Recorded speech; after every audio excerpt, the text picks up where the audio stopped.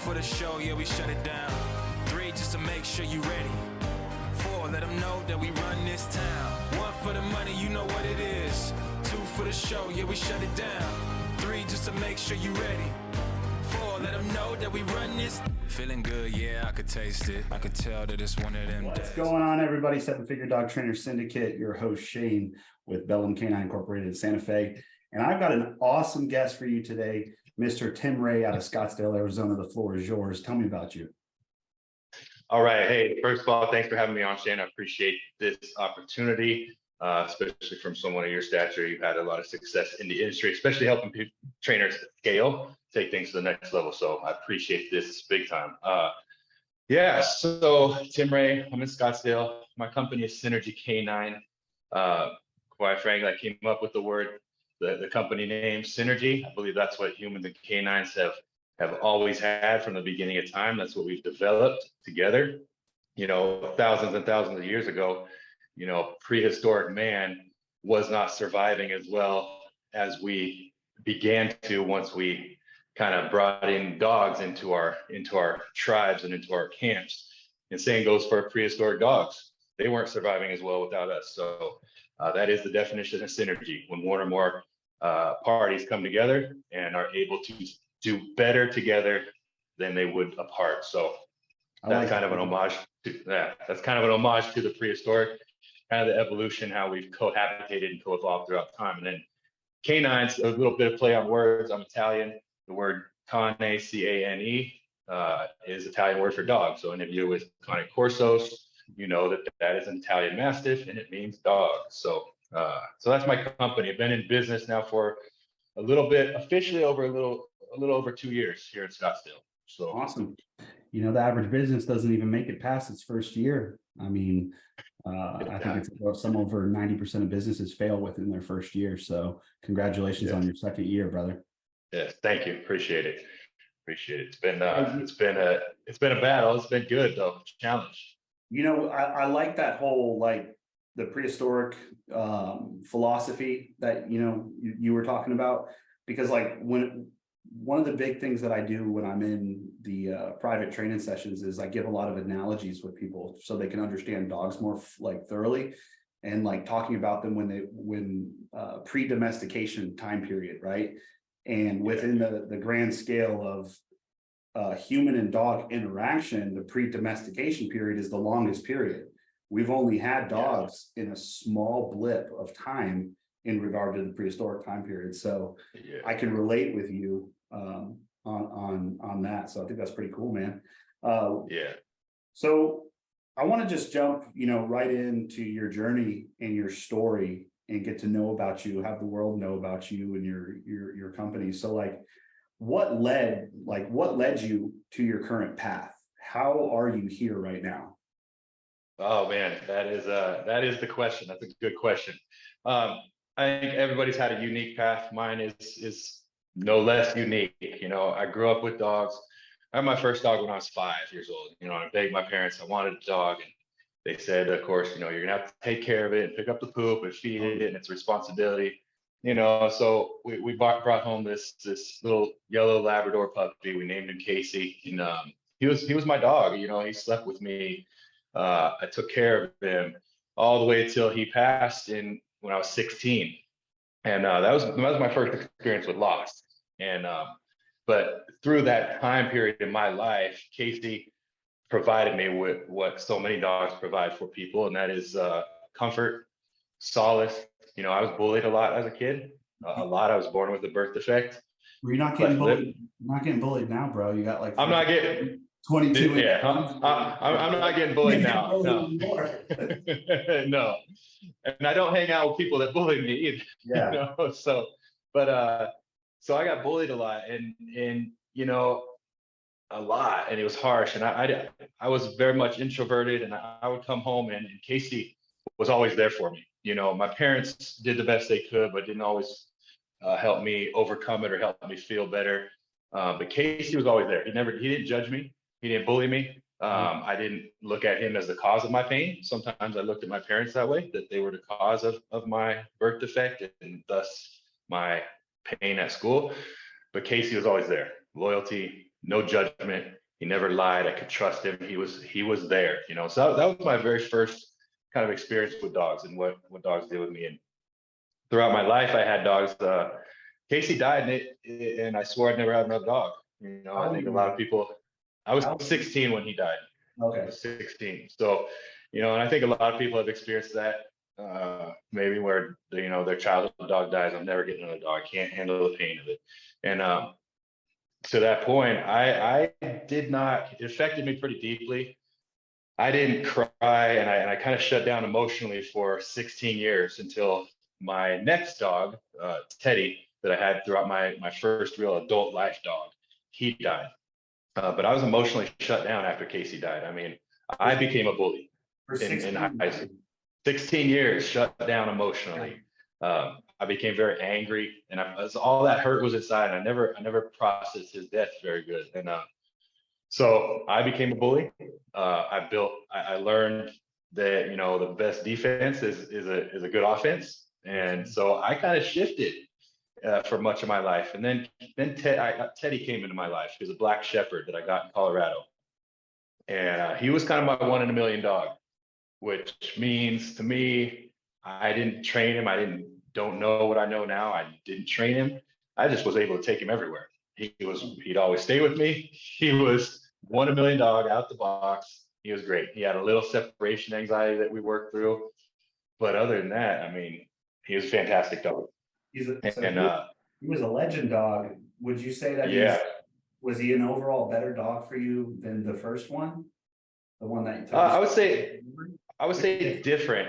I would say different. You know, each of my dogs throughout my life, I think, have given me something different. You know, and I believe a dog's purpose really is to take us from here and help us grow to here, or help us grow to here, and learn something about ourselves that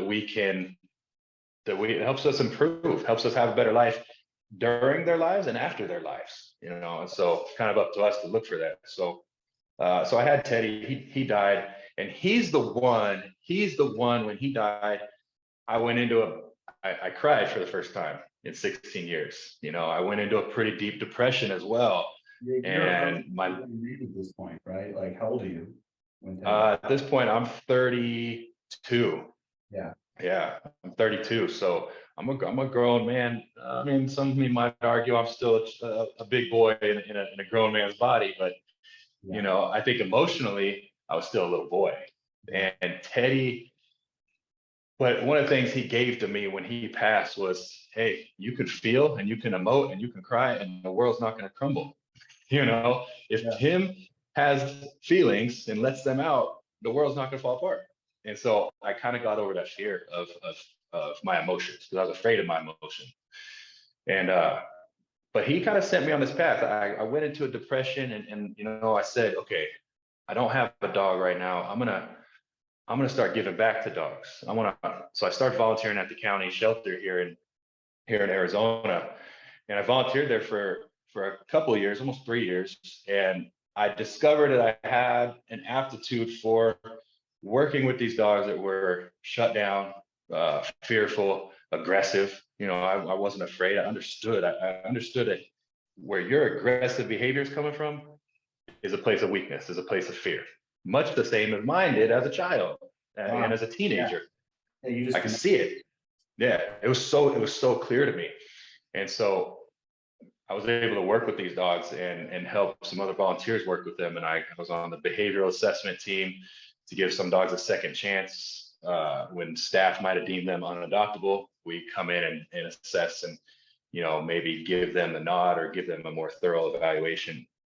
So that kind of set me on this path of not just dog training, but dog psychology, and understanding what makes dogs tick. Why are these dogs fragile and fractious and showing aggressive behavior or so shut down, and what can we do to help them out of it?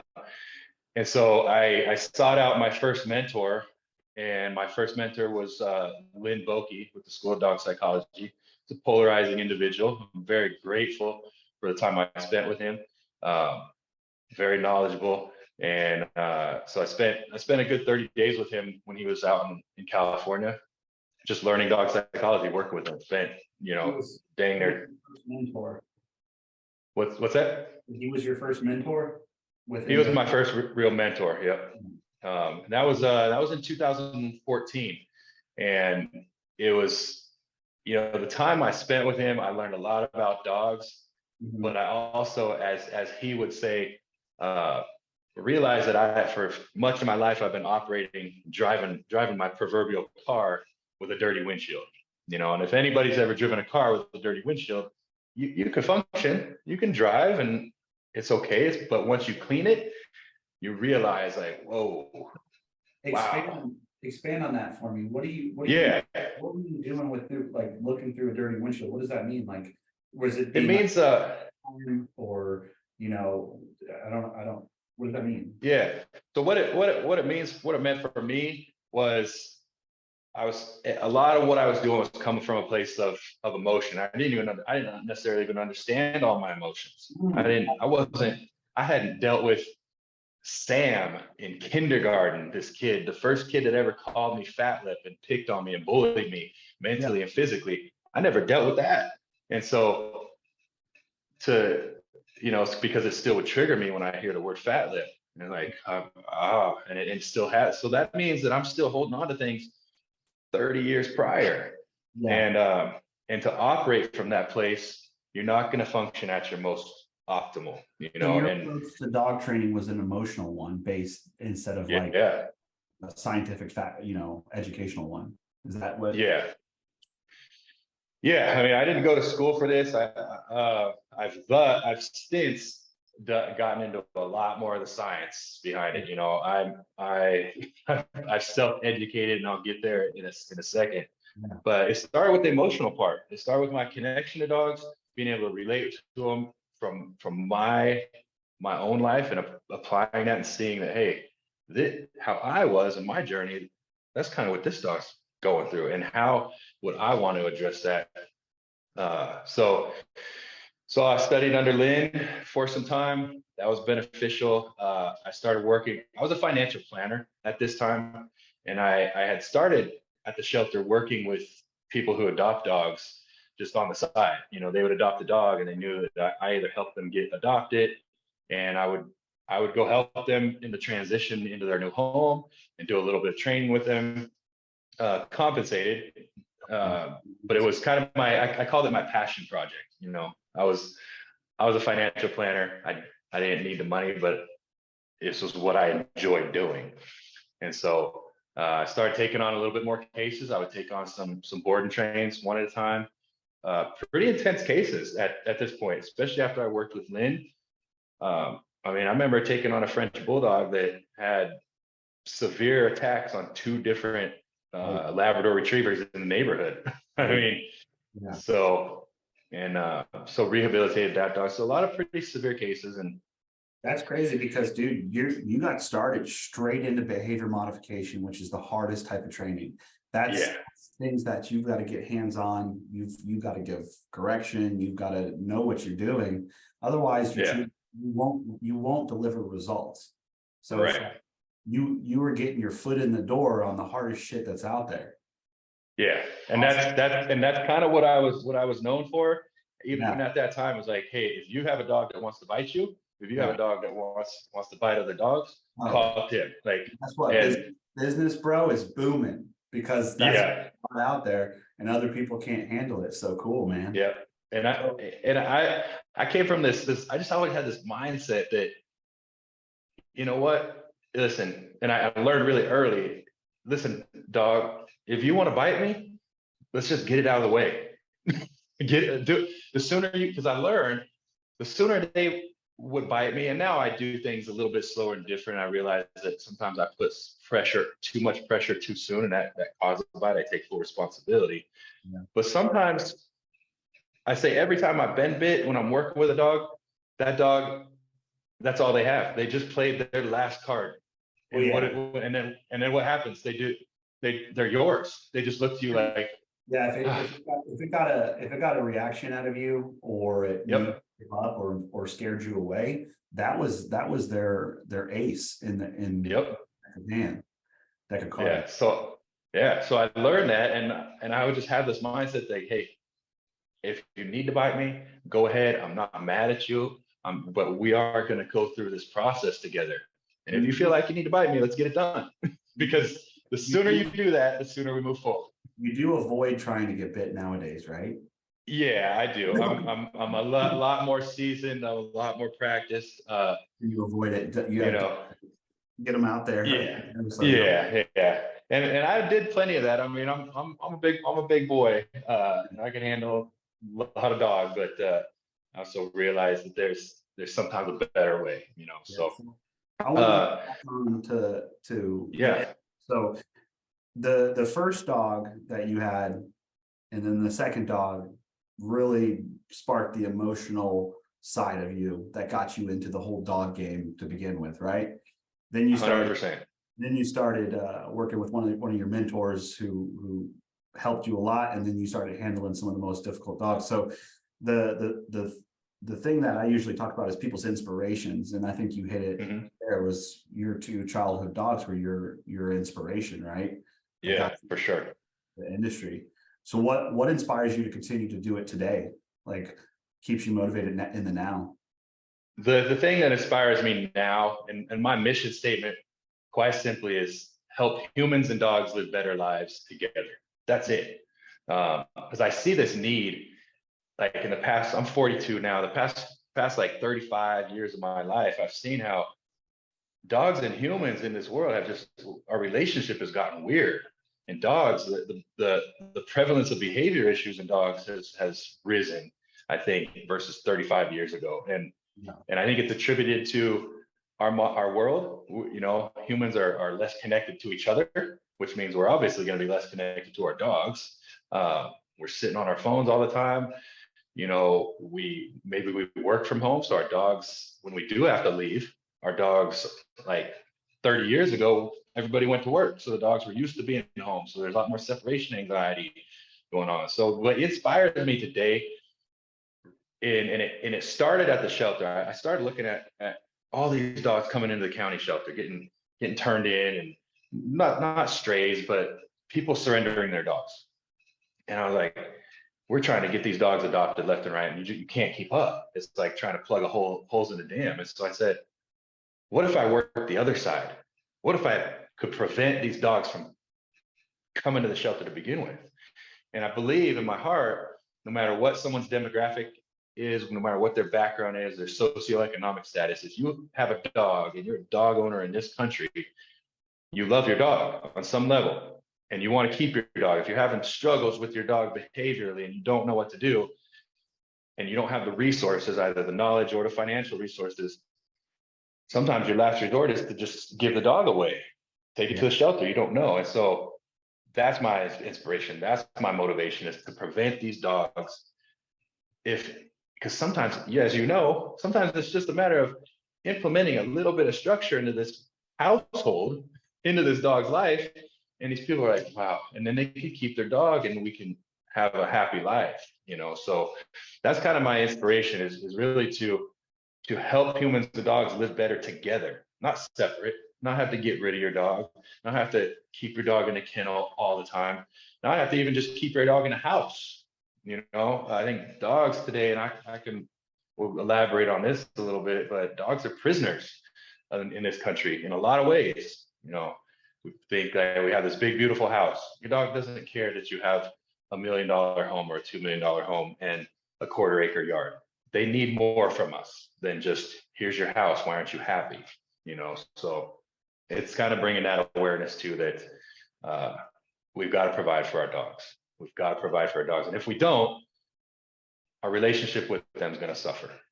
Yeah, I think that's a killer like mission statement mindset that you're bringing to the public, you know, and I say, brother, keep preaching that, because it's going to bring good change with the more people actually start to care, you know.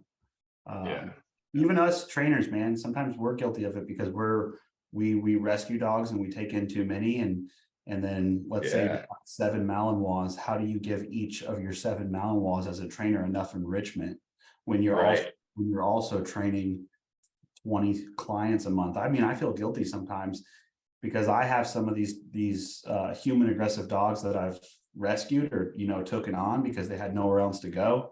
And I've got, Yep. you know, 7 dogs, and then I'm training clients all day and I'm just burned out. But, you know, I make it to get that they have a huge portion of a yard that they get let out in, and I'll go out there and chuck the ball and run each dog, you know, Yeah. 3 times a week or more. Yeah. Which it doesn't sound like a lot, but it's all I can do when I'm running a business and I'm doing everything. Yeah. But to touch on the level of the enrichment of the dogs, and depending on breed of the dogs that need more, or their genetics and drives, there's some dogs that like you should only have that one dog and be dedicated to it to give it the freaking life it needs. Absolutely. Yeah. Yeah. A lot of my clients, you know, one of the best compliments I can get as a trainer and a coach and what I do is when my clients text me or call me, and they've got one dog, and we work with the one dog, and they text me or call me and say, hey, what do you think about getting another dog? How would Angus do? I love that, because the clients I deal with, at some point they were thinking about getting rid of that one dog, and now their house is to such a good place. They have such a good relationship with that one dog that at some point they thought of giving away, but now they're thinking of bringing a second dog. And I love that. It's a huge compliment. And this is what I tell them. I say, you guys have put in a lot of time, a lot of blood, sweat, and tears, financial resources into getting where you are with Angus, for example. My recommendation is enjoy that. And they're like, really? But you have 6 dogs. You know, we have 6 Pitbulls. I'm a Pitbull guy. And I tell them, I said, listen, I am a dog professional and I love dogs and I will always have multiple dogs. But my dream is to just have one dog. Because, you know, man, because imagine what we could do if we just had one dog and 100% of our extra time or our free time and our dedicated time was just one dog. Because I've got 6. You got to stop accepting dogs and saving them, I guess. Yeah. But yeah, I've made up my mind that I'm not taking any more in. I can't, because there's just too many to rescue. And I get messaged every single day with an unrealistic expectation to try to save every dog, and I can't. I'm like, I'm a business. I'm not a rescue. I unfortunately can't take in all these dogs. But yeah, once these pass away, I mean, I'm just dedicated on one dog too, bro. Yeah, that's my trajectory. Yeah, because I feel bad that I can't give them all the correct enrichment, but I can't find homes for some of these dudes either, because like they're pretty severe, man. Like they're and if I rehomed it and then and then their incompetence caused him to tear somebody up, that's going to be on me and my conscience for it. So absolutely, I'm going to take care of the freaking responsibilities that I took on, you know.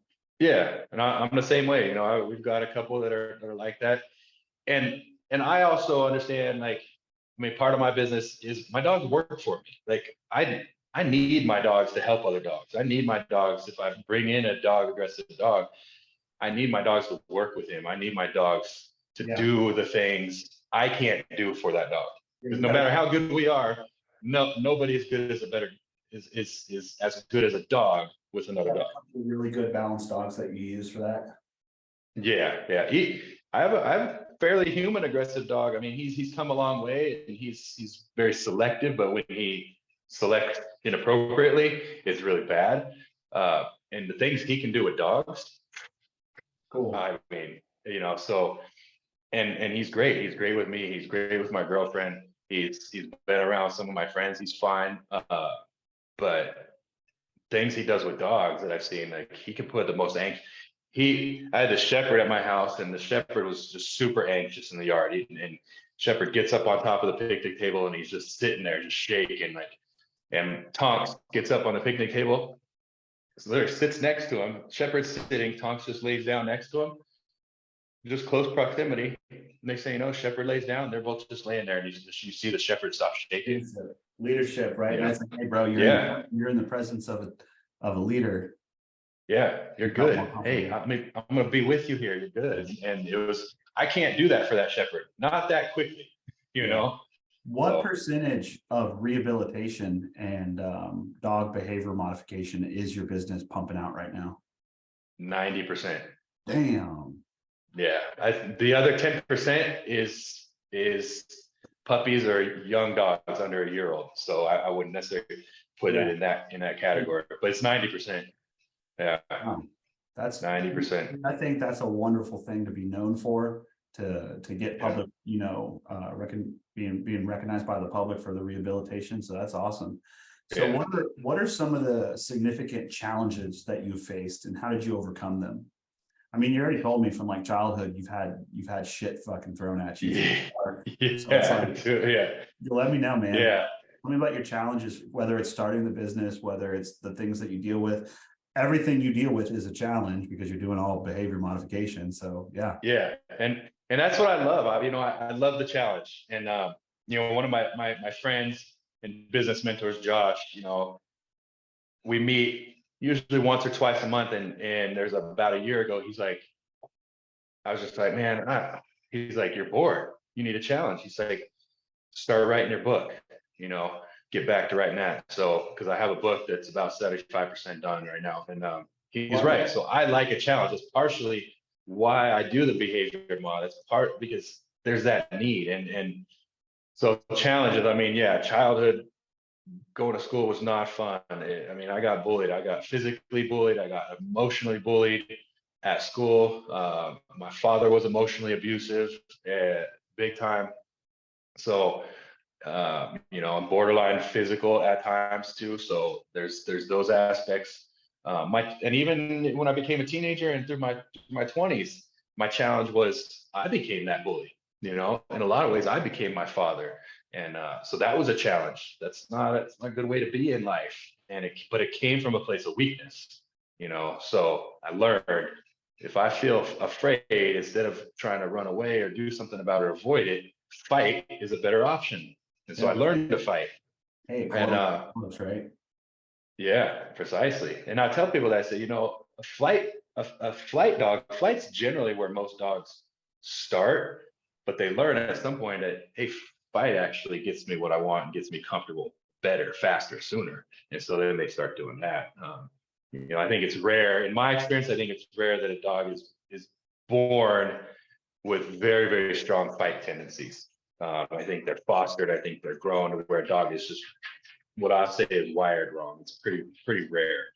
Flight's just a better option most of the time, in nature. So, but challenges, man. I've always been my own worst challenge, but I did, before I started this business, I was away for 2 years. I went 2 years federal prison for firearms related charge, and which quite frankly was a BS charge. It was some fallout from a previous relationship that went south. And I did 2 years of federal prison, and but the best thing that happened to me, it's a blessing, and I would do it again in a second. Why? Because I gained this understanding of what structure really is. I think every dog trainer out there talks about the word structure, whether you're positive reinforcement only or whether you're balance trainer, scientific trainer, behavior, whatever. Yeah. Everybody talks about structure. How many people live structure? How many people have lived structure that we often counsel clients that they need to provide for their dog, even for a short time? You and me, because the military was similar to prison, probably. Yes. Yep. So yeah, military and prison, man. I have a lot of friends that are military, and they're like, man, it sounds a lot like military. The difference is military is voluntary. Correct. For the most part, and I signed up. So yeah, for sure. So I learned, I found a lot of peace there, and that's so when I'm talking with people and I said we need to provide structure to your dog, they're like, that sounds mean. It sounds like punishment. I'll tell the story to them. I said, listen, I've never felt more free and more at peace than when I was in an 8x12 cell. And they're just like, why? Because all I had to do was take care of myself. That's it. Mealtime was set. Time when we could come out of the cell was set. Time when we went outside to go to the yard to exercise was set. You mean all I have to do is read, write, take naps, and work out. That's all I have. And when I do that, it's my only decisions in life, really. So, so it's very beneficial. It gave me this just enlightening experience for what dogs need and how we can provide for dogs and help them get to a place of peace. Because dogs that don't have any structure, as you know, that are just freedom, it's freaking stressful. It's super stressful. I mean, one of the analogies I use with people when they're not quite grasping this concept of freedom to stress for dogs is, you know, if your wife asks you, hey, where do you want to eat tonight? Man, there's 1,000 places that's going to hit your mind. All you got to do is get on Instagram, type in food or restaurants in your area, and you're going to have 1,000. Right? Or if your wife's like, hey, do you want Italian or Chinese? Oh, 2 choices, less stress immediately. Oh, you know, Italian sounds good, thanks. Yeah. And that's why men, in particularly, if a woman asks us, hey, where do you want to eat? We kick it back to them. I don't know, what do you feel like? Because it's stressful to us. We are avoiding the question. You know, I just pick it. I just straight up like, it's something I know that's what she wants. She wants me to pick something, but then she's going to disagree with it, and then she's going to decide what she wants. Right, but that's leadership too. You're used to saying, hey, let's go get Italian tonight. Yeah, well, I was thinking Mexican. All right, cool. You know, you're making a decision. It's gonna go. It's yes or no. All right, and you know, so prison was a great experience. It launched me. All I did in there with my time was read, write, and plan my business. That's it. And work out. I was focused. Does it cause did you have any mental hurdles that people are going to judge you, that people are going to not want to work with you because of that? Because I feel like that's how a lot of the stigma that people would start to believe, and that would be a challenge. Like, dude, I've done this. No one's ever going to want to work with me because of that. So you look at things as a positive perspective. I see that. Like, you're in that shit situation, but it turned into a good thing for you. But is it at all a challenge in your life? Yeah, you know, that was a concern when I was in there. It's like, no one's gonna want to work with me. I've been to prison, and I was like, and it was kind of short-lived. And once in a while it creeps in where, you know, if someone doesn't call me back, and I'm like, I wonder, it enters my brain. We're like, well, I wonder if it's because they found out I was in prison or something. Yeah. If it was, I don't want to work with them anyway. You know, and so my mentality really is blessing, because you circumvented shit clients. If someone judge you on that based off of how freaking amazing you are at rehabilitating dogs and the kick-assness that your company continues to pump out, you've skirted that person for causing problems. Yep, exactly. You know, and I mean, everybody has a past. Everybody's made mistakes in their life. Like, you know, I mean, so very, very few people will go through a shit situation and take a positive out of it that benefits you and catapults you to be successful. Very few. Really? I miss, you know, there's times I miss prison because it enabled me to be so fully fucking focused on things. Nothing else. I was so focused out in the real world. Yeah. You're pushed and pulled a million different ways constantly, you know, in there, it's this. And, you know, I still mentor and counsel some of my friends that are in there and that have recently gotten out. And I say, listen, stay focused. You know, I counsel a lot of them and to stay focused and drive them. But I think there have been times where people are like, oh, I don't necessarily want to work with you. That's fine. You know, I probably don't want to work with you either. I mean, that's great. Yeah. I appreciate that. And in my business, you know, I turn down more business than I accept. You know, my first year out, my first official year in business, I did close to $250,000 by myself, no employees, first year. And my business mentor, my friend Josh, he said, how much do you want, before I officially started, he's like, what do you want to make the first year? I was like, no, I'll be happy with like 100. And as we met throughout the year, he's like, where are you tracking? And he do the math. He's like, you know, you're tracking 250 right now. And I'm like, and I just kind of put my head down like, I guess. He's like, he said, that's freaking unheard of in any business. In your First year. That's I dialed it back this year too, because the pace I was going, I couldn't give the quality I wanted to give consistently. Like I was going to burn out, you know. So now I'm finding that balance. I'm finding, okay. Are you a solo? Are you solo dude, or do you got a team? I'm solo. I'm looking for somebody to bring on. I'm looking for someone I can mentor and teach and develop. Yeah.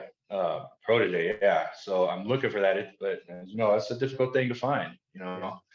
So you're placing a lot of trust in somebody. I've had a couple that have come around, and you know, generally it's a work ethic thing. You know, I mean, people think like, people think dog training is like, oh, it's so cool. You get to train dogs, you get to work with dogs. A lot of it's cleaning. It's picking up shit and cleaning. You know, if you don't like that, this isn't the place for you. What's that? You ain't gonna last, bud.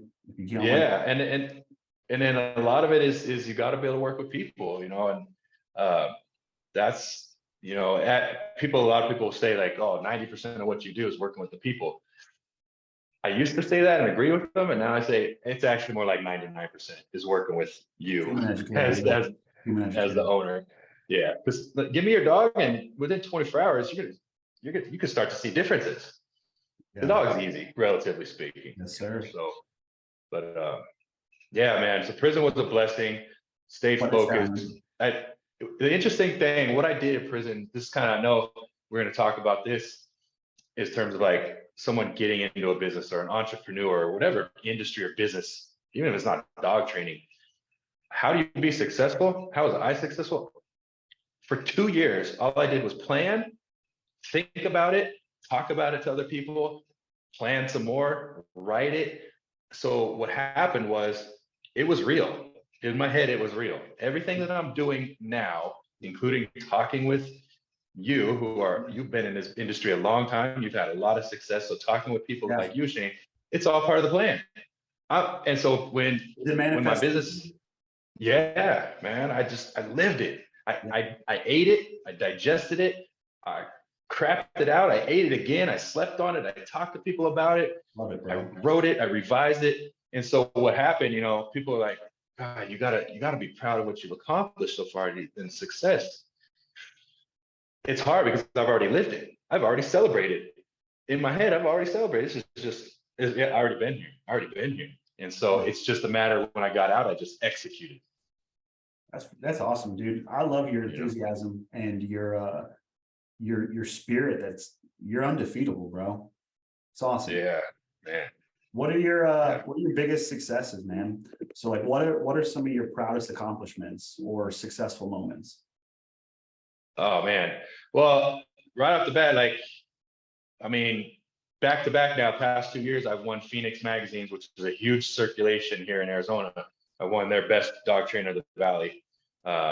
So that's kind of a cool thing. And it's voted on by readers, it's voted on by clients, and you know, so that's a lot of support. It's a lot of love. That means there's a lot of people out there that I've touched, that have helped them, that they made sure they got on there and voted for me. So that's pretty huge.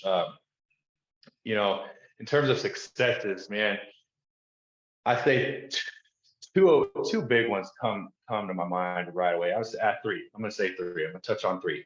Cool. Tahoe and Stefan. You know, Tahoe's a black lab Chesapeake. He's about 8 years old when I first met him.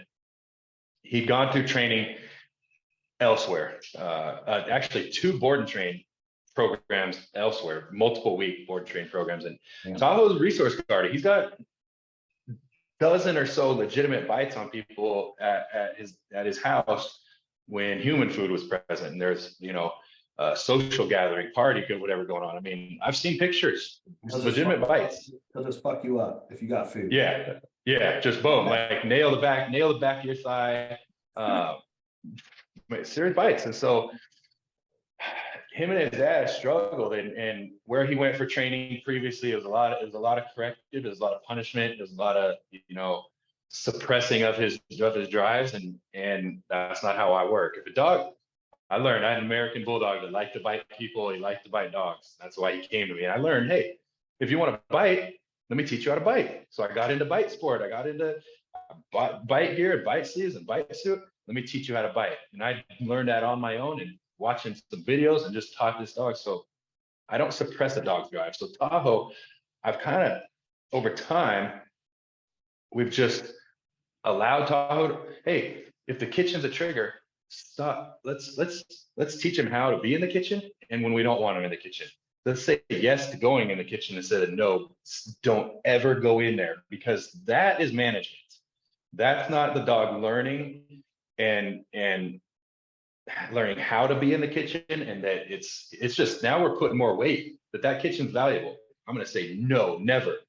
That means that's something very valuable, instead of, yeah, come in the kitchen for a few seconds before you get to the point where that prey drive starts climbing and climbing, and then go back to your place, and then come over here while we're eating, and then go back. So I do this little back and forth where next thing you know, because my understanding, when I see the dog, when I see Tahoe, we're eating at the table, there's people over at Steph's house, he's not in a healthy state of mind. He's not comfortable, right? And dogs, we all know dogs are selfish animals. They'll seek comfort. What provides them comfort? But he's not comfortable. So if we can now be a leader and say, come over here, doesn't feel good, go back over there. That feels better. 3 to 5 times of that, guess what? He just stays over there. Call him over, he'll come over because he's called, but then he retreats and he goes away. And so we've done this over the course of years. And Steph, Tahoe was conditioned or taught the e-collar, not in the most appropriate ways, in my opinion. Very high numbers, very punitive punishment. And anytime that collar went on, he was hyper aware. I mean, so much so, Tahoe loved me, never bit me, never nothing, but I put my hand on his kennel one time, he had the collar on, and he bit my finger, and just jumped up, bit it, boom. I was like, okay. Yeah, so I took the collar away. You would have thought you would have thought a trainer would have realized that adding continual compulsion to the dog and then seeing him get worse and worse, that you need to do a different course of action. But they fucking hammered that dog and he got worse, right? Yep. That's exactly what happened. He was just hammered on. And so I took the collar away for a while from Steph, and Steph called me. Tahoe used to come here all the time. He still does. He comes to my house regularly, and I watch him. But Steph was frustrated. He called me, man, I need the e-collar back. He's just barking all the time, and I'm trying to work in my office, and he's barking. And I'm like, I'm at his doorstep. I'm in front of Steph, and Steph's, he's young. He's younger than me. Very successful, very intelligent person. Probably one of the most intelligent people I know. And I look at him. I say, no, you're not getting it back. If you want to go on Amazon and order one, you can do it. But I'm not giving you the collar back, because you're going to use it to punish him from your office, because you don't like what he's doing, because he needs something from you.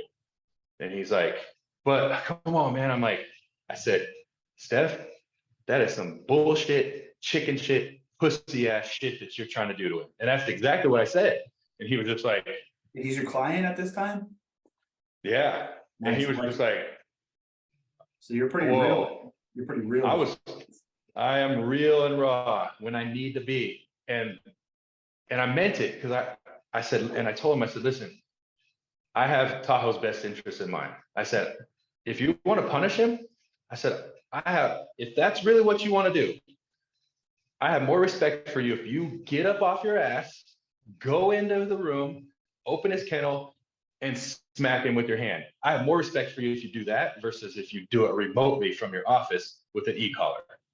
I don't think he needs to be punished at all, but if that's what you're talking about doing, which I got more respect if you actually do it face to face. And so I didn't give him the collar back.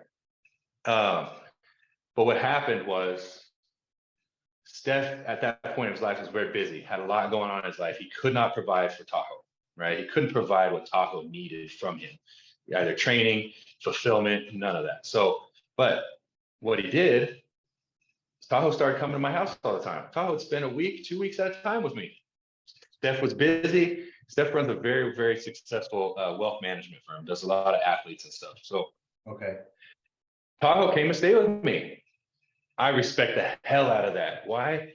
Because he couldn't personally provide for his dog, but he had a place that Tahoe could go to decompress, to get fulfillment, be around other dogs, get a little bit of one-on-one time with me. And I respect that. And so I tell people, listen, like, you don't always need to be the one to provide for your dog. But personally, you can provide for them by sending them somewhere else for a day or 2 days, or having a dog walker come, or just having someone come play with them, or having a trainer come for the day, even if you're not home.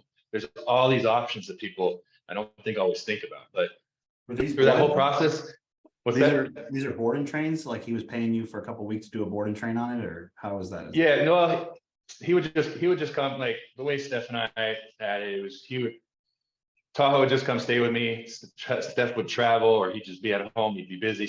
Tahoe would come stay, and basically once a month, Steph would he'd just throw me some money. So More friends helping friends on it. Because I wanted Tahoe to be successful. I knew that he'd been hammered on. I knew that Steph was frustrated with him, but I also knew that Steph and Tahoe had a really, really good life before Tahoe kind of went sideways at about 6 years old. Wow. And so I just knew something was missing, and I wanted to help. Like, I'm not in this business for the money. Yeah. If the money is good and I get compensated well, but I wanted success for them. And through this whole process, Steph's he's one of my really good friends now. And I have the utmost respect for him. And him and Tahoe, I could read you text after text over the past 6, 7, 8 months where he's like, man, he met my girlfriend and he's like, things are good. He's like, I finally have faith in him again. He's like, I'm trusting him again. I've had friends over, pool parties, things, complete 180 to where now he's like, hey, Tahoe did something weird with the suitcase when the suitcase was out, and my girlfriend, and he's like, so now we're just like these little pieces that we're just working on instead of this huge thing. And God, man, it's beautiful. And that's a huge success. So that's why I do it. That's why I do what I do right there, to get them, because their relationship became fractured at some point. You know how easy it would be for that dog just to be kicked to a pound because he couldn't. Oh, dude, program. For sure. Or just stuck in a kennel, Yeah. which is kind of how he lived for a little while at the house. He'd just be in a kennel, isolated. But Steph lost trust in Tahoe, probably because Tahoe lost trust in Steph first, and their relationship became fractured. And I have helped them repair it. And I've told them that. I said, your relationship is fractured. You're probably so much more involved than a lot of your competition. Like you care a lot, man. You really do. That's awesome. That's an amazing thing that a lot of people have been like you said, more business sided, and if you can't fit to this program or you put it through the one program, and no, man, you stuck with this for years. Sounds like years. And it's still, and they're to a great place right now. Tahoe's 10 now. He travels with him. Physically, Tahoe's in the best shape this dog's ever been in at 10 years old, which coincides with fulfillment, right? I mean, think about human beings. When you get yourself in really good shape, you're more confident, you feel better mentally, so it's just everything has finally coalesced and come together. It's taken some time. It's taken some hard conversations, but it's been worth it. It's been worth it. And I would do it all again the same way. Steph, I got most love for Steph. I got love for Tahoe. I respect the hell out of him. We had some hard conversations for sure. We had some conversations that a lot of people would have been like, I don't need your help anymore. And I took that risk. And I remember after that conversation I had with him, that very hard, very direct conversation that was a little vulgar as well. I came home and I told my girlfriend, I was like, I think I just fucked up. I think I'm not going to be able to help Tahoe. I think I went too far. Yeah. I did, and we're good friends now, so yeah, I think that's high quality client. And then just the guy's position in life and the things he does, he probably respects, straight shooters. He doesn't want Yeah, to, for sure. he doesn't For tolerate sure. the wealth firm and whatever he does, you know? Yeah, yeah. And that's Tahoe. Steph's one of those clients that, you know, he lives maybe 5 minutes away from me. And he called me this morning or texted me this morning, hey, can you come grab Tahoe this afternoon? I'm gonna make it happen. Like that's the relationship. I'm gonna figure out how to make it happen or say, hey, I got appointments, but you can drop them off. Do you do this with a lot of your But clients? I have a Yeah. few clients that are like that. I have a few clients that if they text me in the morning, hey, can you come grab them or can I drop them off in a couple hours or tomorrow morning or this afternoon? I have a few clients that yeah, absolutely. I will go out of my way, What, rearrange and yep, I'm gonna pick them up at this time. I'll be there. how So does your business work? Is it out of your home? You got a storefront? What is? yeah, it's out of my home. So we're very blessed. We have a great home that I operate out of. Half of the home is dedicated to dogs. So I've got two big kennel rooms, treadmill I got treadmill, slap mill that's behind me. Yeah. You know, What's your so capacity? my capacity, my max capacity is I could have 20 dogs here. So yeah. I don't do that regularly anymore. Holidays, I will, you know, Yeah. when people are, you know, that time, but that's just for boarding. And I only board client dogs. Yeah.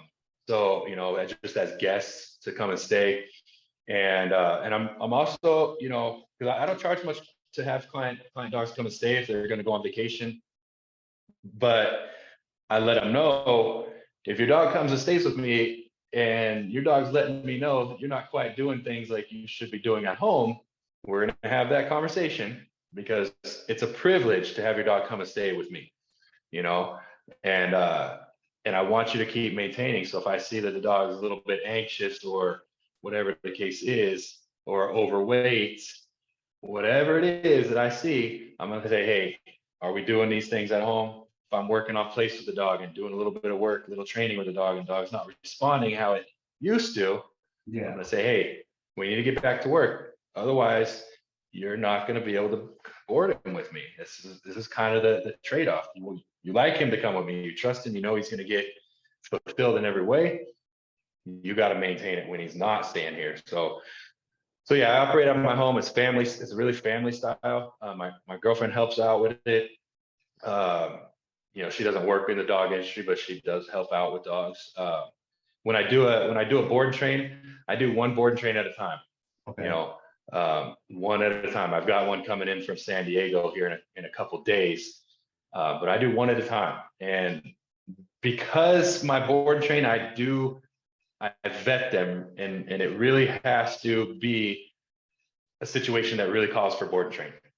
You know, if someone just says, hey, I got a 1-year-old, you know, pit bull, and I just want him to learn some manners, and can we send him to you? No, I'm going to come to you. We're going to do that work together. It's got to be some significant behavior issues where, you know, yeah, your dog, I need to loosen the lid on that jar a little bit, and he needs to come stay with me. So, but otherwise, because I'm very successful with in-home private sessions going to people, you know, I'd rather teach somebody. That's where most dog trainers fall short. That's where they're actually not giving the results. Yeah, because board and trains, we're trainers. I should be able to take any dog and within, say, conservatively 2 weeks, turn that dog around reasonably. I mean, within a certain, maybe not fully rehabilitate, obviously, but have some significant change in that dog within a couple weeks. We're trainers. We should be able to do that. But the dog has to go home. Can they do it? You know, and that's why I call myself like, I'm really a coach. You know, I tell people private sessions, like, I'm not training your dog. I'm coaching you how to train your dog. I'm coaching you how to be better for your dog. I'm coaching you on what your dog needs from you. I'm a coach for you. Yeah, I'm going to handle your dog and show you things, of course, but you want me to train your dog is board and train. He's going to stay with me. But even then, my board and train program is unique because I am meeting with people virtually while the dog's with me once a week, and in person once a week while the dog's with me. So they're not off the hook. They're not off the hook. You know, Oh, I might, they might even work with their dog. I might even have them work with one of my dogs. Yeah, It just depends, you know, so. it's an understatement to say that you're just thorough. You're freaking very thorough. Yeah, again, 2 years thinking about it, studying why is board and train where most trainers go to, and why is there so much backsliding when a dog goes home? Yeah. It's just 2 years in prison. I just thought about it, and I thought about it. What was my experience before, and how did I see trainers, and why were people send their dog to a board and train for 30 days or 60 days, and then a year later they're seeking out training again? And so all these things I just lived and breathed. And how can it be better? How can it be better? So I ensure that there's less likelihood of backsliding by working with the people while the dog's with me. This is what the dog's learning. This is where he needs to, this is what's going to happen when he comes home.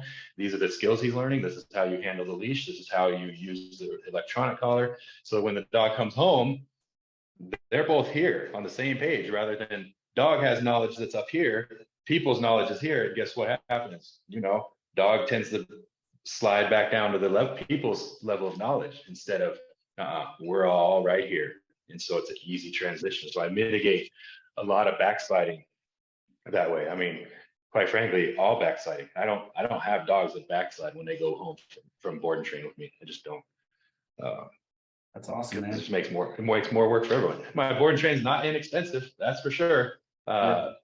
You know, but they get what they pay for, and when it comes to quality training and trainers, or just a thorough experience for the customer, you're gonna have to pay. You're gonna have to pay for it. You know, your time's valuable, and the success that you're giving is valuable, man. So I think price is irrelevant. When people come to the best, they don't care about price. You know, that's true. There's a lot of trainers arguing about like personal protection dogs that cost $40,000 or $60,000 because they're looking at it from the lens of their perspective of money, and they don't understand that. And they'll debate about the quality of the training, but money should be irrelevant. The service is everything. You know, that's my philosophy. What you give people, what you charge for, it's irrelevant. The vast majority, like you learned in the Syndicate, like people are undercharging. They're giving free evals. They're doing all this free, and they don't value themselves, skills, or abilities. Yeah, and you're right. And that's you know, I struggle with that here and there. Like I do my spin on daycare. It's called Structured Social Day, and I charge $40 for the day, which for what dogs get in that day is ridiculously low. And I've had clients that bring their dogs. Are you going to start charging more for it? Because you should. And I'm like, no. And I probably never will. And here's why. It's a touch point for me with the dog. It's really protecting my product in a way, for charging a nominal fee for it. But I get to have hands on these dogs that I've worked with that come to my Structured Social Day. I'll usually have 10 to 20 dogs a week that come on 2 different days. But it ensures that I get to converse with the owners, I get to touch the dog, have hands on them, and that if I see anything like, hey, what's going on, I can nip it in the bud right there. And we'll do follow-up sessions from that sometimes. But I'll say, like, you know, that gets a lot of dogs in your doors that can then be turned into other upsells of a different program or something that the dog needs. Yeah. For sure. And I do group classes for clients. But that Structured Social Day, you know, a lot of these dogs I work with aren't dogs that they can just take to doggy daycare, nor should they. You know, it's not dogs. They're not dog park dogs, nor should they be. So where's a place? So I'm providing them a place. It's really value added versus an income source for me. You know, and I think that's where a lot of trainers kind of miss is, you know, you have your primary income sources and you have your value adds, right? But if your primary income sources are too low, you're undercharging, then you got to start charging for these little value adds too. And I would rather have my prices commensurate with what I deliver. And hey, oh, by the way, you want to bring your dog to Social Day? It's $40 a day if you want to bring him. Yeah. Oh my gosh, $40. We're paying 80 to take him to regular doggy daycare. Yeah. And you know, all your dogs are going to do there is get into fights and learn bad shit. And it's just exactly. It's like Exactly. it's like putting a bunch of dogs in a prison rec yard, and everybody needs to establish their social hierarchies. Yeah, and there's no correctional officers anywhere. There's No, no no. just, hey, here you go. You guys are all supposed to be best friends. Yeah, why can't everybody get along? Oh, and Yeah, by the man, way, so- here's a bunch of toys. Yeah, you're bringing so many different products or services or whatever you want to call it, that other trainers aren't bringing, that makes Synergycane9's unique, so unique. I mean, there's not another one like you anywhere around, right? Not to my knowledge, not to my knowledge, and that's how I like it. You know, Yeah. I did that for a reason. Yeah, killer, man. Keep doing what you're doing. So Yeah. what specific knowledge or skills or insight do you bring to the industry or field you feel? And what sets you apart from the competitors? I know we already went over it, but Yeah. You know, specific skills and knowledge. I mean, my life, and how I'm able to see things. You know, prison is a unique experience. Not a lot of dog trainers out there have been to prison and got what I got out of it, and was able to see and correlate that to the real world, to both themselves and that. But real quick before, yeah, if they did, they probably would run their mouth a lot less on Facebook and social media. probably, I'd like that. probably, yeah. You know, I think one of the things that I just inherently have, and I think it could come from childhood a little bit, and being bullied, is a sensitivity to and seeing a lot of different perspectives. You know, when I was working with Lynn and studying under him, you know, he told me, he said you have an amazing ability to see a lot of different angles really quickly, a lot of different perspectives really quickly. And I think that's advantageous when we're working with dogs. You've got to be able to see and assess the situation and see a lot of different angles quickly. You know, whether you're working with a dog and you got to see what's going on in his head, or just walking into someone's house, you have the dogs, you have the humans, you have the environment, and just be able to see and listen everything. What are all the angles? What's everything? What's influencing the situation? And I have a really strong ability to just do that very quickly and see angles that people don't see. That, hey, what about this? And I'll say something, and people are like, oh my God, I never thought of that. Good example. This is funny. So some really good friends of mine own the Pitbull store out here, and they have a store in California. And it's a higher end dog store for all breeds, but super good people. We were doing a podcast, one of my podcasts. This was like a year ago, and the owner, he's telling me they breed American bullies. One of his girls, when it rains, likes to go out and hunt these desert toads where they're toxic. They have a psychedelic substance, and so she'd go out there and like she'd get sick and she'd grab them, and he's telling me a story when it rains, and he's like, God, she goes out there and she finds them and she gets sick. I don't know what to do.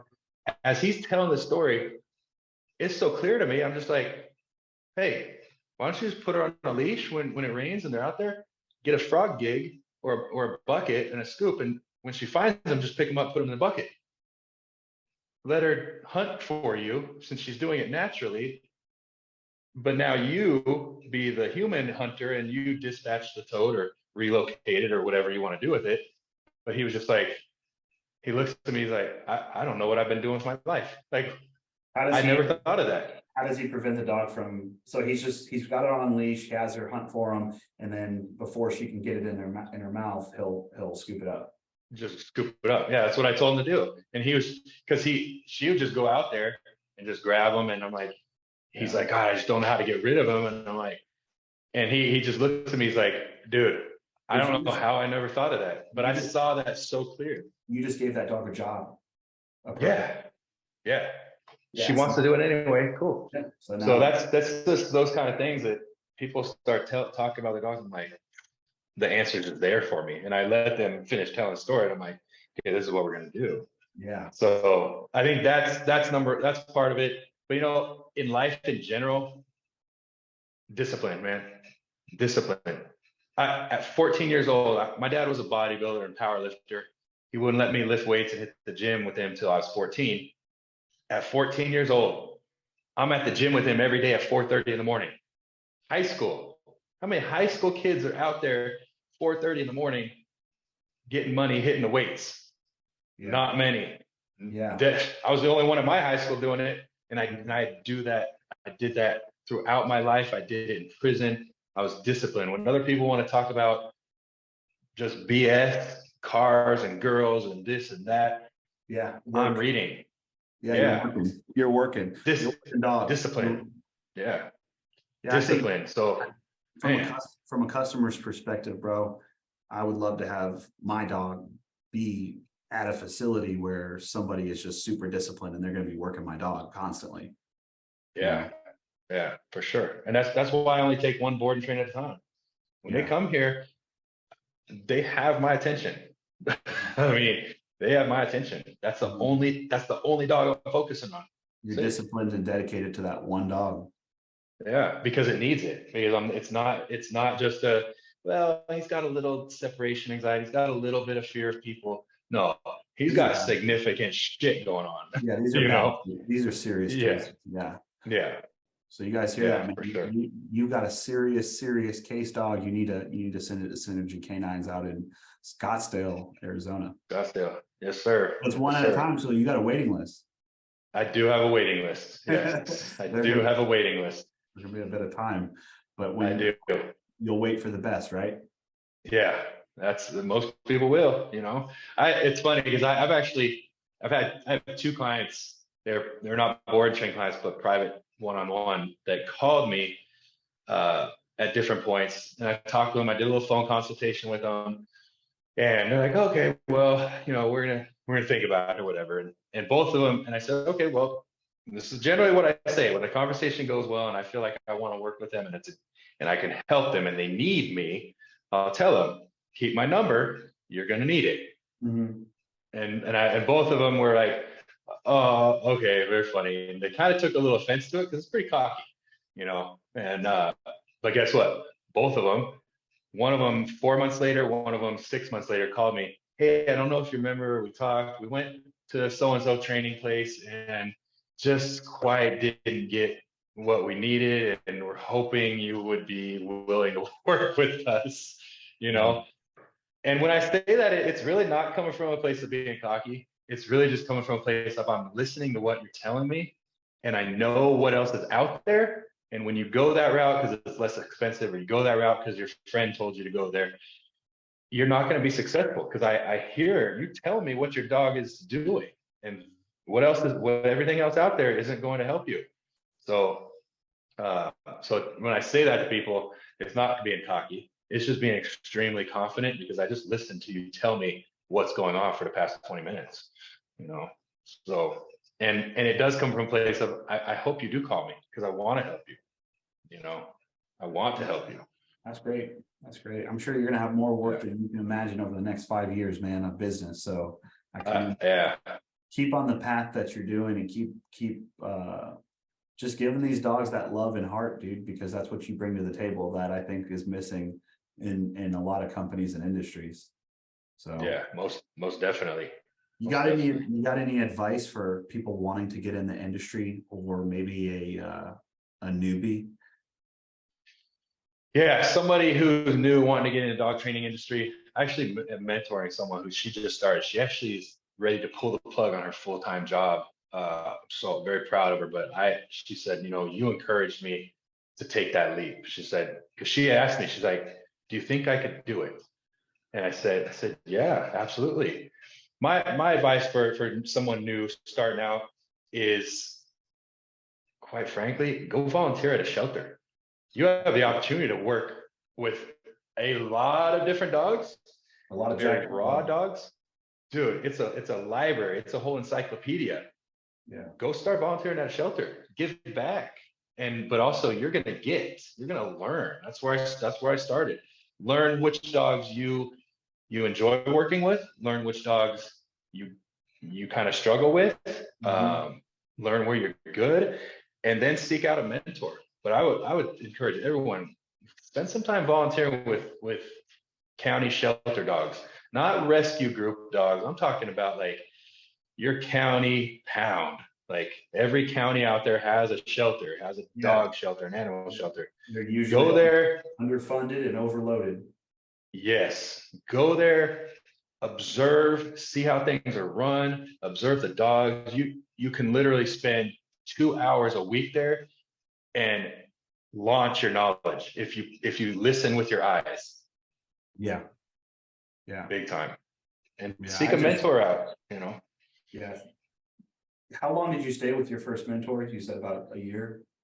I worked with Lynn for, let's see, about 4 months. Okay. Yeah, about 4 months. So Yeah, but you're a sponge at that time period, just absorbing everything. big time, right? big time.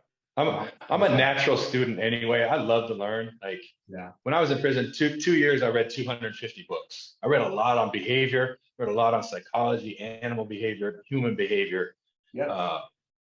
So I'm a learner. It's the dog training game as a whole. It's something you can self-teach, but the vast majority of people are not truly disciplined to go seek out the true knowledge, read 250 books, digest it, understand it, pull tools out of it, be able to articulate what you're doing. But I'm saying, on our podcast here today, if you're motivated and you want to get out there and you start digesting official, published content in the realms of human psychology and dog training, and you take courses from reputable trainers that are successful, this can be self-taught. This is an industry that you can be very successful, knowledgeable, and help a lot of dogs through it. One of my talking points that sells for me, is my formal education through the Department of Defense, right? If the Department of Defense is building, the world's best bomb dogs, and they have to compete with the terrorism as a whole, I get to pride myself to say that I went through a formalized course, but that doesn't talk down to another trainer that spent however many hours reading 250 books in a 1-year time period. You know what I mean? So I'm humble enough to realize that, but getting out and starting the business, I totally agree with you, man, is be a sponge and read. Be a sponge. And read. Yeah. Because it's read. out. Yeah. I think, be a sponge, learn where you can, go to a county shelter, but also don't try to do everything. Like people will contact me about service dog work, therapy dog work, protection work. That's not my lane. I will refer them out. I can tell you, I'll ask, is it protection training you want, or do you want to just do some more recreational bite work? Because I can do that with you. But if you want protection training, that's not me. If you want full service dog training, that's not me. So for new trainers too, pick a lane and stay there and get good in that lane, and then start, as your knowledge and experience, then maybe get into the next lane over, and then you can really start to specialize, like I do, like you do. I mean, I specialize. People ask, I almost exclusively work with pit bulls. 90% of my dogs that I work with are pit bulls. Good, bully breeds. Good, because they have the worst reputation in public speech. There could be almost a correlation drawn between you serving time in prison and the reputation that the public stigma would have on you, and the same thing with all these pit bulls that you're saving, bro. I think that made me feel emotional, because all these people talk shit about these bully breeds and stuff, and they have the worst public stigma. And I think it's great that you're fixing these and educating, and you probably need to do more public promoting of teaching people about these dogs so they understand them better, because you're the perfect dude to be the ambassador for them. Yeah, that's in the works. When my book comes out, and I hope I have the opportunity to speak more on a bigger platform. But Pitbull's always been my breed. I identify with them. People ask me like, book? Yeah, man. My book is called Locked Up: The Life of an American Dog, and it's a play on words. I mean, I've been locked up. I look at myself in a lot of I look at myself in a lot of ways as a dog. I identify with dogs, and a lot of my behaviors throughout my life have been very dog-like in a lot of ways. Fight or flight. The locked up. Obviously, I spent a lot of time locked up, but I also see that American dogs, the average American dog lives a life that's pretty locked up. I mean, they, you know, you provide for your dogs. Your dogs are getting out, they're getting exercise, they're seeing the world. My dogs get out. I'm up at 3 a.m. Yeah. I took three of my personal dogs this morning on field trips and worked them out in public at a public shopping center already this morning before we get on this call. Yeah. Most people aren't providing that. Their dogs live in their house, in their backyard. The people are slaves too, and that's a whole nother conversation, but they're working 40, 60 hours to try to survive. So they want that companion to keep them sane, but they can't dedicate the time to that companion.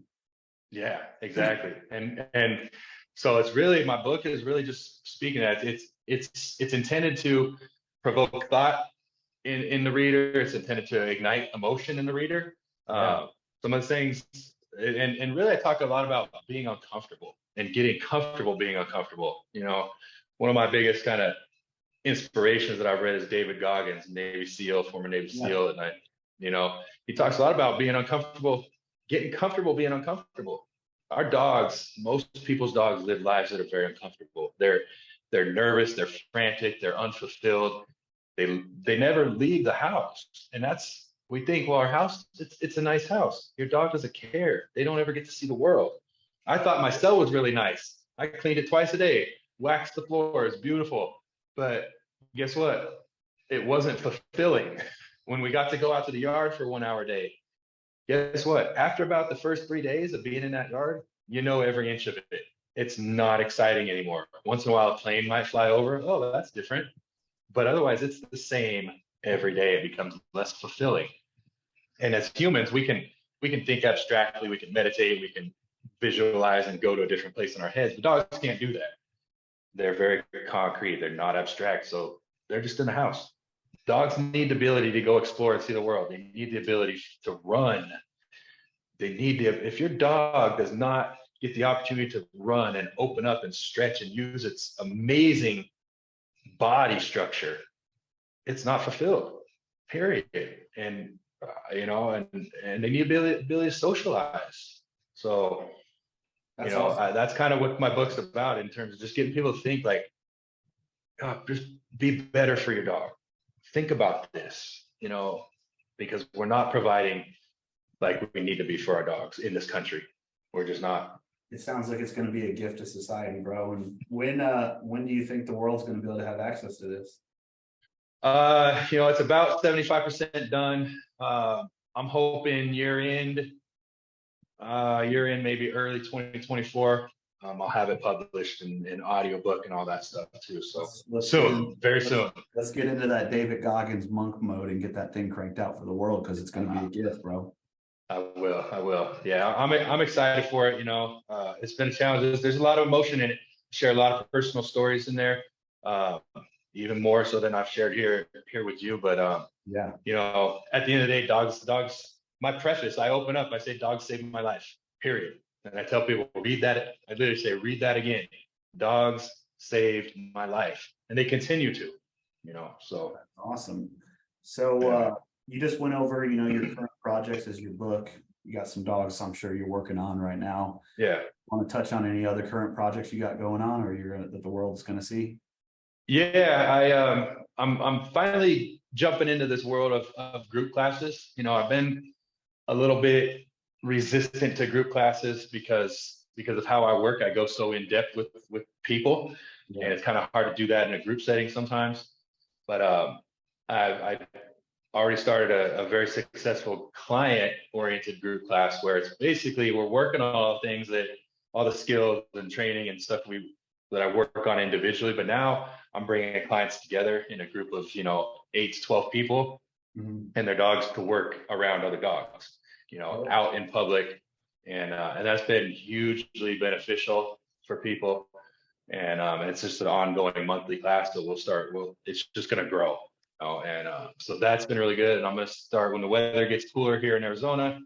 I am going to have what I'm going to call Synergy Foundations, basically like a level 1 class for non-clients. But I'm going to vet it. It's going to be vetted. I'm not going to have dogs that are extremely reactive on leash, no dogs that have bites on people. You know, it's basically people, how do you create a calm, confident dog that you enjoy living with, basically, you know, that kind of class, just level 1. And then from there, I'll go level 2, but I'm kind of jumping in this little group class thing and see how it goes. So far with my client oriented class has been great. It's been really, really good, you know, to see the dogs progress week to week and the handlers. And also I get to see how handlers, owners are interacting with their dog in these pressure situations and pick out little things that help them be better, you know? So. And the good thing about, you know, you run your business, you experiment with these things, and if it doesn't work, you know, you're always improving. You're improving your programs, you're improving everything you're offering to the public. So, you know, we have to get out there kind of like scientists and try different approaches to give our clients the best experience. And then the dogs, you know, it's all about the dogs, what the dogs need. And we're, like you said, you're a sponge, you're always growing. So if you think about your journey on everything that you've done up to this point of the last 2 years building your business, do you have any like lessons that you learned or things that you would have done differently to maybe get to where you are faster? Man, lessons I've learned. Biggest lesson I've learned is tomorrow is not promised to nobody. Heavy. And to live. And again, this goes back to my experience. When I went to prison, the FBI took me and I disappeared. I had a financial planning practice. I didn't get to shut down that business, call my clients, say I was gone, immediately gone for 2 years. I plucked out of society. Just gone. I got off a plane coming back from Cabo, landed at Sky Harbor Airport, took me right off the plane. Bye. That was it. So, you know, one of my dogs died. He was about 22 days from when I got released. You know, so that's a lesson that hurt, obviously. But I think the biggest lesson, and this is also me right now reminding myself, because I constantly remind myself, it's easy when you're out here in the real world to forget, to get too far ahead of yourself. Live in the moment, appreciate the present. Your dog lives in the moment. The more we as human beings, I think, can be present, and I know Eckhart Tolle talks about this a lot, and it's hard. The more we can live in the present and be present, and the world opens up and we can find that peace and we can communicate with our dogs better, because dogs live in the present. We're humans, we either live in the past mostly or the future. We rarely live in the present. So when we're trying to work with our dogs, we're already miscommunicating. We're already on a different page than they are.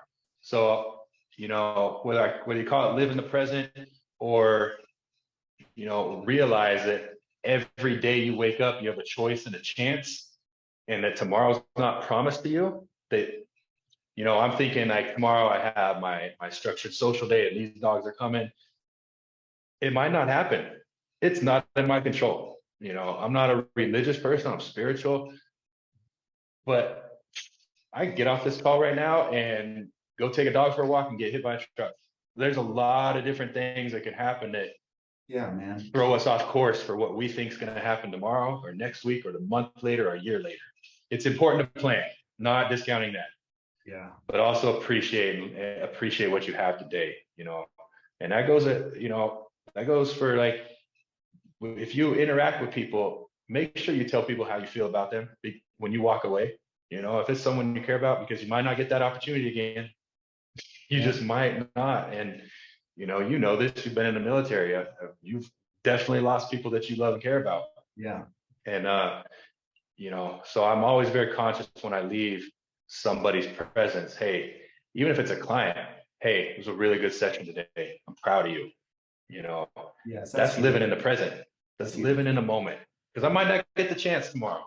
So that's kind of my biggest life lesson. That's kind of my just prevails and kind of weaves through everything that I do, you know.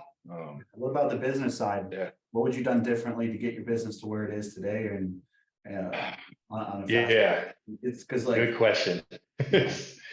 Good question. I mean, by all intents and purposes, my business is successful faster than most most, I think, and no matter what the industry, but probably certainly the dog industry. What would I have done different? But that doesn't matter to me. I'm not a Well, comparison type of person. What would I have done differently? I was gonna say, joined the mean, 7-figure dog trainer syndicate earlier. yeah, like what would I have done differently? Eliminate television from my life, you Mhm. know, be more disciplined. You know, I'm human, I'm not perfect. There's times that I had things to do for the business that I chose to do something else. And you know what? That I lost that little bit of hunger from time to time that I had when I was in prison, that just let me out there. So what would I have done different? You know, it's an ongoing battle between the distractions and what you really want. And the more that we can, you know, practice delayed gratification, which is one of the things we teach dogs, delayed gratification, and go for this, you know, that's what it is. You know, those little times where I'm like, I need to be designing a program right now, and I'm like, you know what? But I really want to watch Yellowstone. You know, Yeah. I wouldn't have done that in prison. Yeah. I would have, you know, I'm reading this book. I got to get through this book. Yeah. You know? How many hours a day are you working on average? On average, God, let me think. I mean, I'm up at 3 a.m. I start working. My day wraps at 7, 8. You're a Yeah. 3 a.m. So, club. yeah. Yeah. And I've been that way since I was 14. I'd get up early.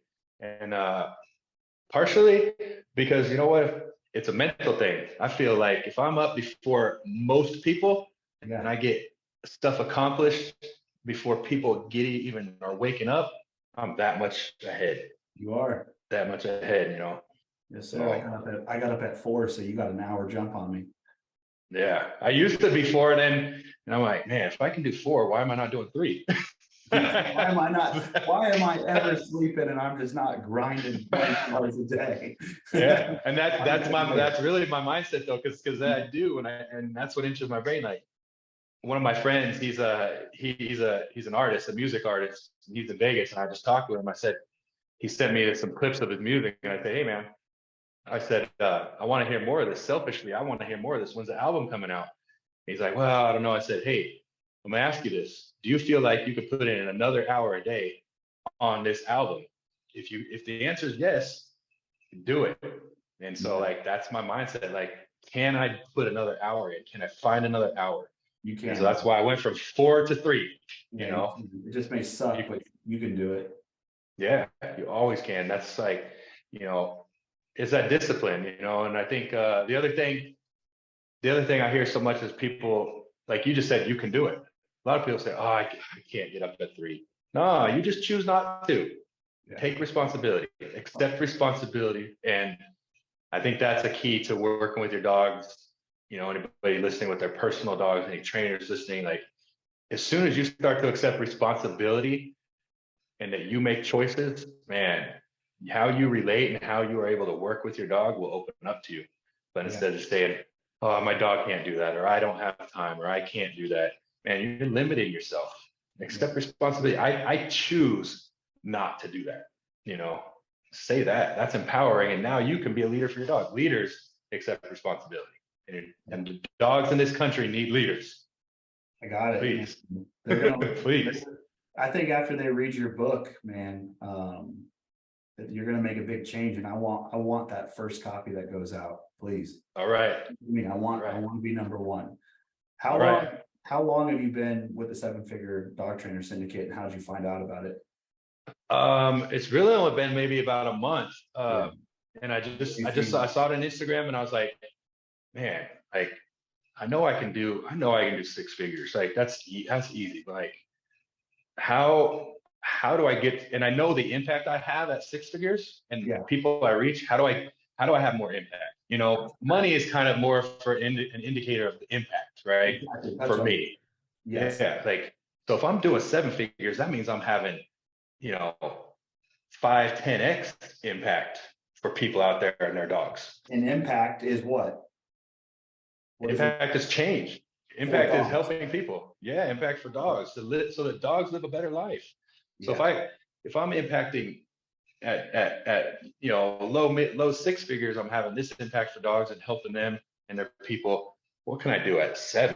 And so that's the intriguing part. And skate, obviously, the word scaling is kind of a buzzword, I think, in a lot of ways, but that's what it is. How can I replicate myself? How can I touch more lives? Yeah. And that's what intrigued me about the 7-figure dog and watching your stuff. I'm like, man, like if I could take what I do of my personality and he has a formula to get it out there, I need that. I need that, Cool. I'm glad you found me, Yeah. man. I'm glad I got you on this podcast, and that Yeah, for sure. That the 7-figure dog trainer syndicate serving you, Yeah. that's the biggest thing. So it's structured out to scale where people are. There's the 50K, 6-figure, and 7-figure with all different services, products, and things that we provide to each person at each level. Because it's like the growth journey of starting a business where I started with 2 kennels in my house when I was renting out the basement of a house, and I had my buddy living in the top. Like, to get to being awarded a government contract, to then doing millions, and then subsequently constantly producing year over year of the same result. It is what you're doing, man. It's discipline. Like it's outworking everyone. Even if you're not the smartest or you're not the most educated dog trainer, but you work your ass off, soon you will be the smartest. People said, you know what I mean? Like the discipline is everything. So I love that in this podcast you spoke about that discipline, man, because that's one of my biggest things is, I like to see someone that's like outworking me, so I can figure out that I can outwork them. I like being out. I want to be known as the hardest worker in any room that I step into. So that I can help my dogs and build bigger. Yeah, I'm the same way. I mean, I look like one of the most impactful books I've read is The 7 Habits of Highly Effective People by Stephen Covey. Yes, he talked about like how kind of begin with the end in mind. Like, how do you want to be remembered? Like, when I die, I want people to say that motherfucker worked so damn hard. Like, he just worked. Like he was so driven. Nothing got in his way. If he wanted something, he went and got it. Like that's so I have that in my head all the time. Like I'm disciplined and I'm gonna drive and I'm gonna get there, Like a lot of people that come in and work with dogs, like they think it's gonna be fun and games and like, oh, I just want to work with dogs because I like dogs.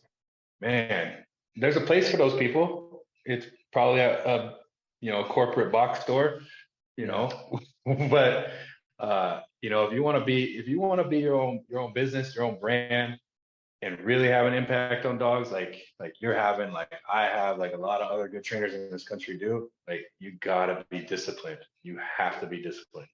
Well, I'm glad you joined the 7-figure syndicate, man, and I look forward to you utilizing all the things that we provide, and just I'm here to take my results, give it out to the world, and allow other people, because like my vision's the same thing, man. Like I want more dogs taken care of, trained, fixed. I want less in the shelters, and when I help more trainers, that makes the whole industry, it makes everything better.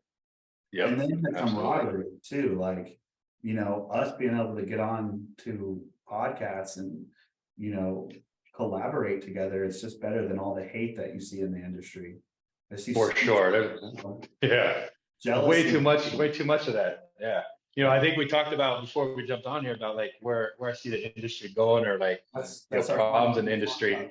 I think what I would really like to see is, what I really like to see, like this is one of my visions, one of my dreams when I was in prison, is to have a summit of trainers from all over the country and come together, all different walks of life and trainers and schools of thought, but come together. And it would be an invite only. Like if I started, I would select and bring people and start to create some type of standard of care for trainers that we could take to the government and actually begin to get legislation, because I think this industry is way too underregulated, and that's kind of weird for me to say because I like freedom, but I think for the dog's sake, there needs to be some dogs and the consumer. there needs to be some standard. Doesn't need to be very, very tight, but there needs to be some rubric and some standard of care for dogs. And so, that's kind of my vision, but there's so much separation between everybody and throwing stones and man, we're all trying to help dogs. For the most, 99% of trainers out there are in it to help dogs. And so we have that commonality. Let's figure out how to do it better together, Let's not fight with each other. Yeah, let's not fight. Let's not, do I think that a purely positive force-free trainer, do I look down on them because that's how they choose to do it? No. Do I think it's limiting in some cases? Absolutely. But I'm also open to seeing it done at a high level with a severely behaviorally challenged case, which I've never seen, but I'm open to seeing it. If I want to learn, please. But I think the other side needs to also be open to seeing that, more our balance trainers or science-based trainers, we're not abusing and punishing and correcting dogs. That we are very effective for the dogs that we work with. And we're helping these dogs. That's the end of the day, we're helping these dogs. Yeah. That otherwise might get killed, might kill somebody, might kill another dog, or might just end up in the shelter. Yeah. I don't talk about it a lot because I don't have a lot of the time or focus to run it. So I'm not talking about it much. But about a year ago, I started the World Association of Balanced Dog Trainers. So that's an association that people could join and take a pledge and then start to do it. So your vision is something that I have had the same vision and started. Nice. I'll send you the information on that because I need it. That's not something one dude creates or puts out. That means a pretty massiff team of people on a board and stuff to be able to go to. So I'd like to get with you on the side about that. For sure. Maybe you can help me run it, man, and make that for sure become a reality.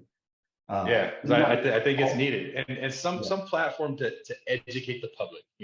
Public doesn't know the difference between obedience and science-based or dog psychology. They don't, and how they intersect. And there's lobbying. So many.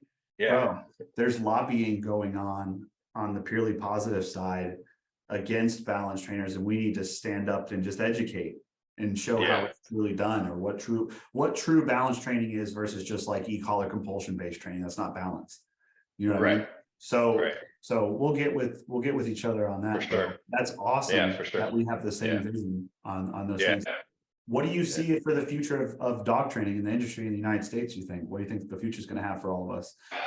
Man, I think the future is going to be eventually, the government is going to step in and regulate this industry at some point. I believe that I think also my hope in terms of dogs in this country, because let's face it, dogs in this country technically are classified are property, right? Yes. Except, and that's from a legal standpoint and how they're viewed, but they really live in this gray area because we don't really view them as property all the time. They're family, but they're property. And so I see at some point them having their own category of existence in this country. Cattle is property. Cattle's not family to us, right? So, but dogs and cattle are property, technically speaking, in this country. So you can go out in the backyard and shoot your cow in the head and process it. You can't do that to your dog. So they have it. Right. They do have a different, but I think there needs to be more delineation, but however, if your dog is laying there in a down state, you told him and a kid walks up to him, you went in the store to get coffee, and a kid walks up to your dog and smacks him on the head and the dog bites him, who's in trouble? Not the little kid, Yeah, charge on the owners for negligence. Right. Does that currently happen? I think it could. It'd be a lawsuit. Yeah. So it's just this weird area. So I'd like to see, I think the future of dog training is going to end up being more regulated. How it goes for good or bad is kind of going to be determined by people like you and me and others that I've talked to, that We gotta hey, hustle, bro. that we shape it, you know, and We gotta hustle so that the future doesn't become dystopian for dog trainers and pets and all fucked up. yeah. So where, I mean, quite frankly, I think that electronic collar is a beautiful tool. That said, it's just a tool. You know, a hammer isn't going to solve all your problems if you need to build a house. I mean, it might be a necessary tool, but you know, I mean, they're banning electronic collars over in Europe, and now these trainers are going to have to train their dogs in secret, and that's just terrible. You know, so and It's scary. dogs are going to suffer. It's scary for dogs. Scary. I mean, you know, these. Unfortunately, a lot of trainers that are averse to it, it really just comes from a place of ignorance. And that's, I think the future of dog training needs to have more education of the public. There needs to be more widespread education to the public on, you know, if you have a dog with severe behavior issues and you take it to and expect traditional obedience training to solve that, it probably not going to work. You know, you need some behavior as a foundation and figure out what the psychology is behind that dog, and then we can come in with obedience. But if you take your dog to PetSmart and expect it to just, you know, I don't know if I can say PetSmart, but if you take your dog to just some regular obedience class, like, and your dog's exhibiting with some separation anxiety, some aggressive behaviors, some fearful behaviors, and you expect that to solve it, it's probably not. And I think general public gets swayed sometimes. They don't know what they don't know. You know, they just don't know. And that's why sometimes I'll tell people, keep my number, you're going to need it, because I know where they're going. And then they come back, yep, you're right, it didn't work. I know, you know, so. Well, awesome, brother. I thoroughly enjoyed your story, your path from where you started, the commitment that you give to your community, the commitment that you're giving to your dogs, and your thoroughness of your programs. You know, I appreciate that you shared your story from what would have stopped a lot of dudes from even being as successful as you are today, into turning it into something that's inspiring, that people can learn from, that they can get a tremendous amount of value from this podcast today, man. And I appreciate you, and I look forward to other endeavors and things that we may do in the future, and having you as a member of the 7-Figure Dog Trainer Syndicate. It's truly an honor, so thank you. Most definitely, man. Thank you for giving me this opportunity, the platform to share my story. I appreciate it. All right, brother. Well, go train some dogs, man. I'm not going to keep you longer. Thank you. I will.